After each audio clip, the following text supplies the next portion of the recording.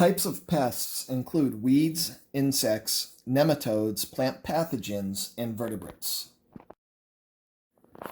Weeds are undesirable plants in gardens, farms, orchards, lawns, and landscapes. Weeds become a problem when they reduce crop yields, lower crop quality, or take over areas of a landscape. Weeds compete with crops and other desired plants for basic needs, including moisture, light, and nutrients. Their competitive success depends on the specific crop involved and how that crop is managed. Depending on the species, weeds can also have characteristics such as fast growth rate, vigorous nutrient uptake, tolerances to stress such as drought, dormancy mechanisms that allow staggered and long-term germination. If weeds with fast growth rate exist in a crop that has a slow growth rate, conditions are right for weeds to become a problem. Some weeds attract detrimental insects, reproduce rapidly, and persist in fields for years. Weeds ultimately reduce crop yield and quality, negatively impact profits. Farms and gardens often have many types of weeds in one area. For this reason, growers use not just one control practice, but rather an integrated approach to management. Insects are a class of invertebrates that can be pervasive and damaging pests to agricultural crops and ornamental plants. They have a small body size that requires minimal resources for survival, and many insects have the ability to fly to avoid predation. Most insects have the ability to produce large numbers of offspring, as well as multiple generations within a growing season. These factors, as well as the development of pesticide resistance, make it challenging to manage pest populations. A pesticide is a chemical that is used to control insects, weeds, fungi, rodents, and other pests. Insects have a variety of feeding mechanisms, such as chewing, piercing, and sucking, that damage the plant by removing material or draining fluids. Many insects use plants as a place to lay their eggs, which hatch into larvae that use the plant for food. Some insects inject pathogens into the plant while feeding, causing disease to spread quickly among and between fields of crop.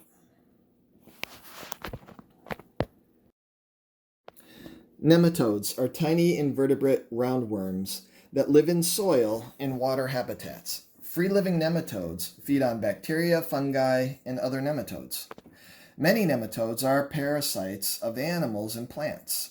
Plant parasitic nematodes are small, less than 1 millimeter in length, and eel-shaped with unsegmented bodies, which separates them from roundworms that are generally translucent and microscopic in size.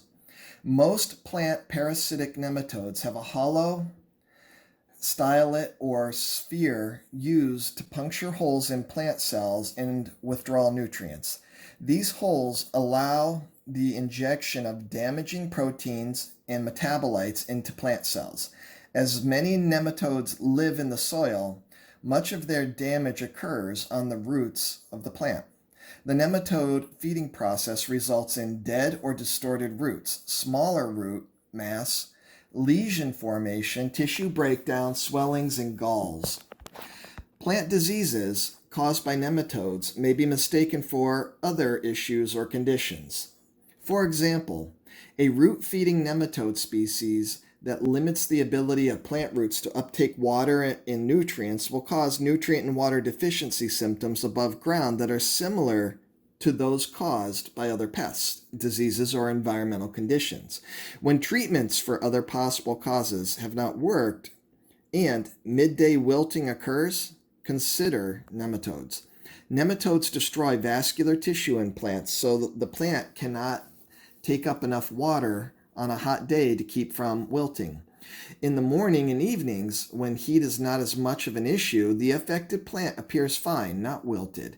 The damage done by nematodes can also provide a pathway for other plant pathogens. Plant pathogens are organisms, including bacteria, fungi, viruses, and oomocytes, that cause disease. Note that many of these types of organisms are not plant pathogens and can be beneficial in the agricultural ecosystem.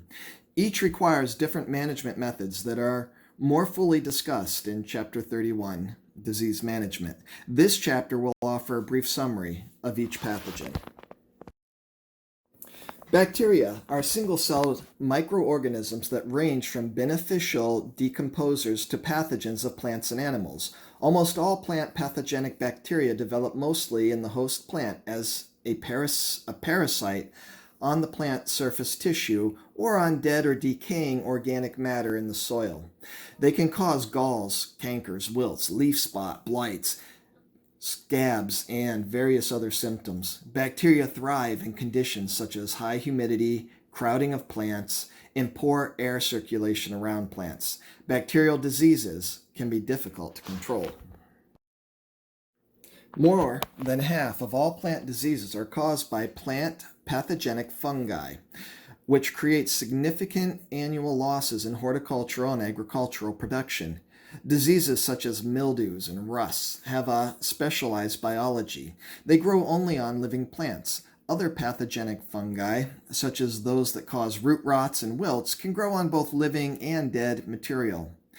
These usually are soil inhabitants and cannot be reached easily for control.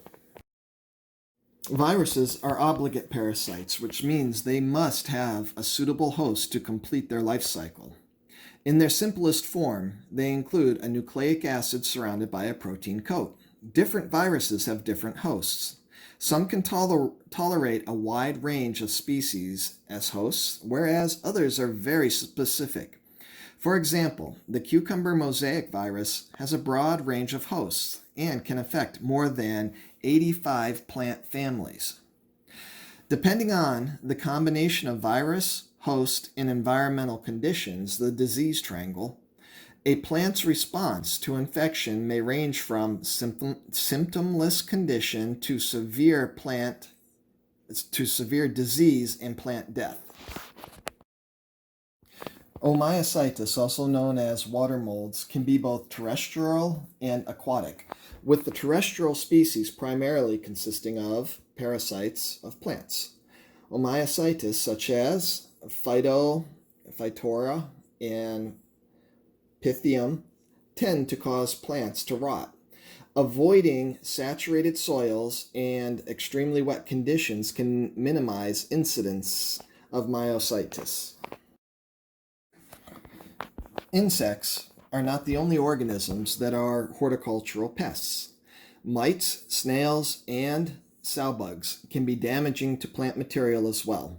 Mites are tiny arachnids related to spiders that can damage a wide variety of crops, including fruit trees, vines, berries, vegetables, and ornamental plants. Spider mites cause stippling, discoloration, and leaf drop.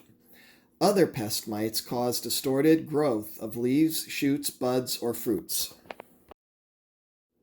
Snails and slugs are mollusks that emerge at night and cause damage by chewing the leaves and flowers of many garden plants and fruit. Slugs and snails have similar structures in biology, but slugs lack a shell. Similar management methods, eliminating moisture and hiding spots, trapping, setting up barriers, and hand-picking, are used for both. Sow-bugs and pill-bugs are important decomposers, feeding on dead and decaying plant matter. They can, however, sometimes feed on tender young seedlings, new roots, and lower leaves. Vertebrates, such as birds, rodents, and other mammals, can be pests. Wildlife can be destructive in gardens and farms and can be a source of risk for foodborne illnesses.